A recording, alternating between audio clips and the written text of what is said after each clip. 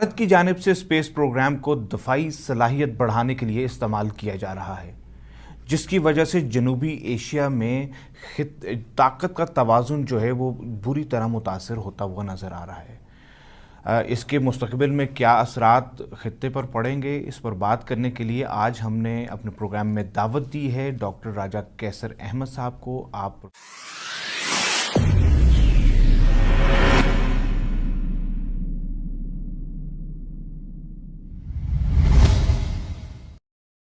इस तरह भारत का जो स्पेस प्रोग्राम है वो खित्ते के अंदर ताकत का तवाज़न ख़राब कर रहा है। शुक्रिया अलमाज साहब, आपने बड़ा बर वक्त और बड़ा बरमहल सवाल पूछा है कि जो इंडिया का स्पेस प्रोग्राम है वो किस तरह से खित्ते को डिस्टेबलाइज कर रहा है।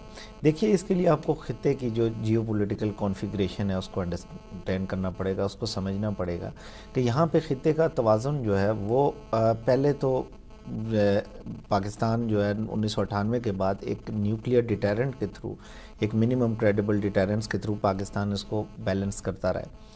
लेकिन अब जब से इंडिया ने, चूँकि अब अगर आप देखें पिछले कोई 6-8 साल से और बिलखुसूस जब से मोदी सरकार भारत में आई है इक़्तिदार में, तो एक जंगी जुनून है जो हमें नज़र आ रहा है और एक मैसिव जो डिफेंस बिल्डअप है जो अननेसेसरी है।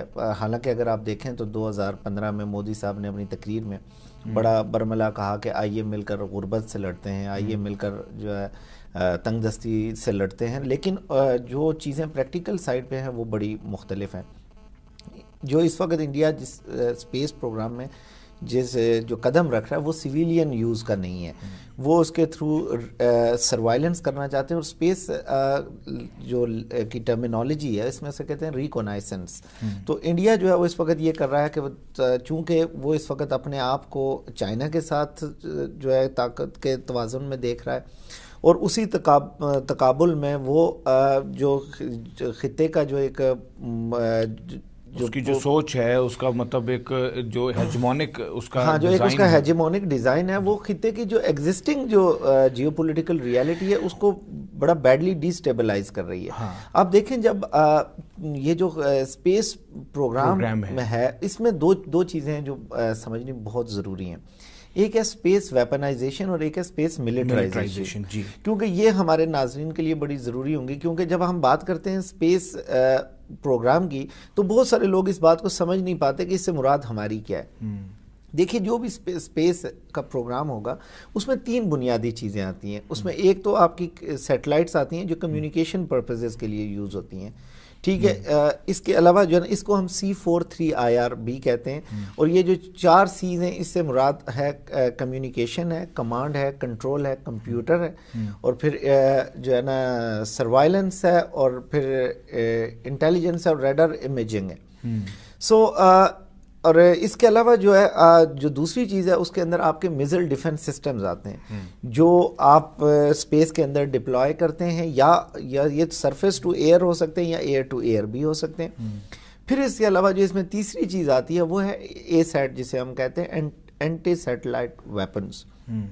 भारत जो है इस वक्त 2 के ऊपर तो स्ट्रेट अवे काम शुरू कर चुका हुआ है। तीसरा जो है ASAT, उसके ऊपर गो के उनके जो DRDO के जो उनके हैं डॉक्टर सरस्वत, उन्होंने ये कहा कि जो हमारा अग्नि 5 है वो एज आ ASAT यूज़ हो सकता है। और वो ये भी कह रहे हैं कि जो हमारी जो पूरी जो ये सीरीज़ है अग्नि की, हम इसको एज आ एंटी सैटेलाइट वेपन के तौर पे यूज़ कर सकते हैं।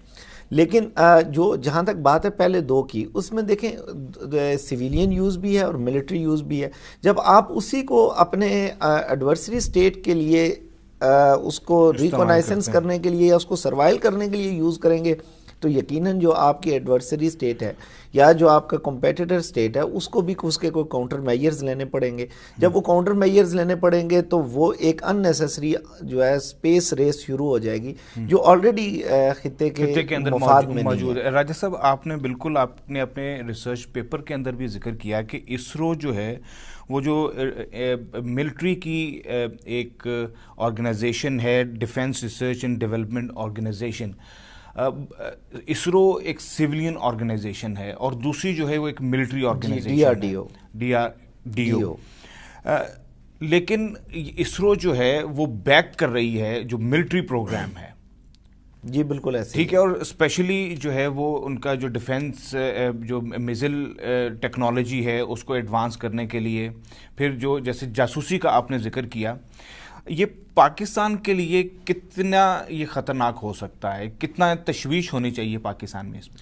نہیں، یہ یقیناً تشویشناک بات ہے، اور ہمیں اس چیز میں اس کو ہمیں بہت سیریس لینے کی ضرورت ہے، اور ہم یقیناً لے رہے ہیں. پاکستان کا جو اسپیس پروگرام ہے وہ اس کی بھی کامیابیاں جو ہے وہ کافی ہیں، اور ایسا نہیں ہے کہ پاکستان جو ہے اپنے دفاع سے غافل ہے، یا پاکستان جو ہے اس چیز کو، اس اسپیکٹ کو پاکستان نے اگنور کیا ہے. یہ ایسی بات ہرگز نہیں ہے. جہاں تک آپ نے ذکر کیا اسرو کا اور DRDO کا، چونکہ یہ دیکھیں اسرو جو ہے یہ بنا تھا ڈاکٹر وکرم سارا بھائی کے ٹائم میں، وہ اس کے پہلے ڈائریکٹر تھے جو انڈین سائنٹسٹ تھے، اور بعد میں یہ APJ جو عبد الکلام تھے یہ انہوں نے اس کو ٹیک اوور کیا. جب DRDO نے اپنا پہلا جب انٹیگریٹڈ میزائل ڈیفنس پروگرام شروع کیا تو اس وقت اپنی پوری اسرو سے ٹیم لے کر عبد الکلام جو تھے وہ DRDO میں گئے، اور انہوں نے اس کو وہ پورا جو انڈیا کا انٹیگریٹڈ میزائل ڈیفنس پروگرام تھا اس کو بنانے میں اس کو پورا ہیلپ کیا. راجہ یہ بتائیے گا کہ انڈیا کا جو اسپیس پروگرام ہے، جیسے کہ آپ نے ذکر کیا کہ وہ کافی اس کے اوپر آپ اسپینڈنگ کر رہے ہیں، اس میں وہ کون کون سی ٹیکنالوجیز استعمال کر رہے ہیں، اور خصوصی طور پہ اس وقت کتنے سیٹلائٹس جو ہیں وہ ان کے خلا میں موجود ہیں؟ الماس صاحب، اس کے لیے یہ تھوڑا سا ٹیکنیکل نوعیت کا سوال ہے، اس کو ہمیں سمجھنا پڑے گا. انڈیا نے جب اپنے اسپیس پروگرام کا آغاز کیا تو انہوں نے اپنی جتنی سیٹلائٹس تھیں وہ LEO جسے ہم کہتے ہیں لو ارتھ آربٹ میں بھیجی.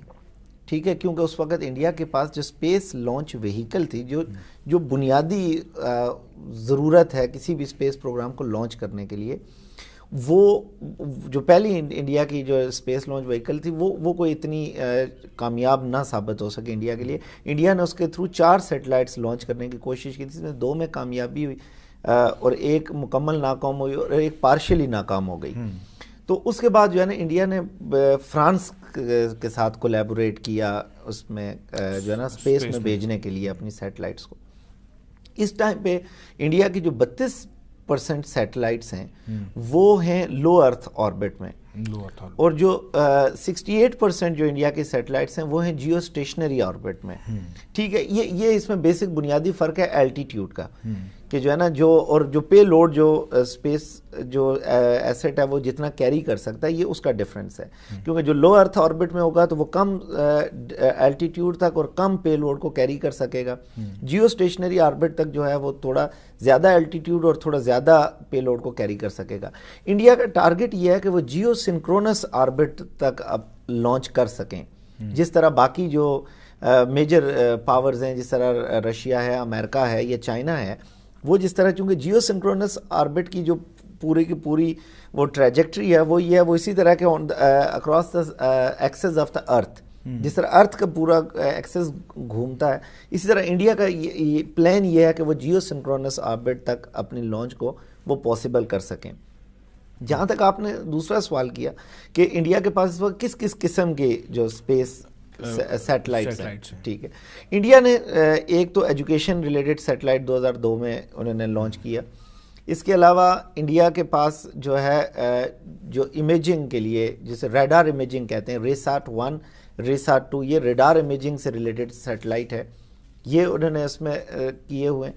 سیکنڈلی کارٹو سیٹ ہے انڈیا کا سیٹلائٹ، جس کو جو ہے نا وہ یوز کر رہے ہیں فار جو ہے نا. پھر اس کے علاوہ IRS ہے جو بہت امپورٹنٹ ہے، ریموٹ سینسنگ سیٹلائٹس، جس کے تھرو آپ جو ہے نا اینیمی کی اس کے جو موشن ہے یا جو نیویگیشن ہے اس کو آپ ٹریک کر سکتے ہیں.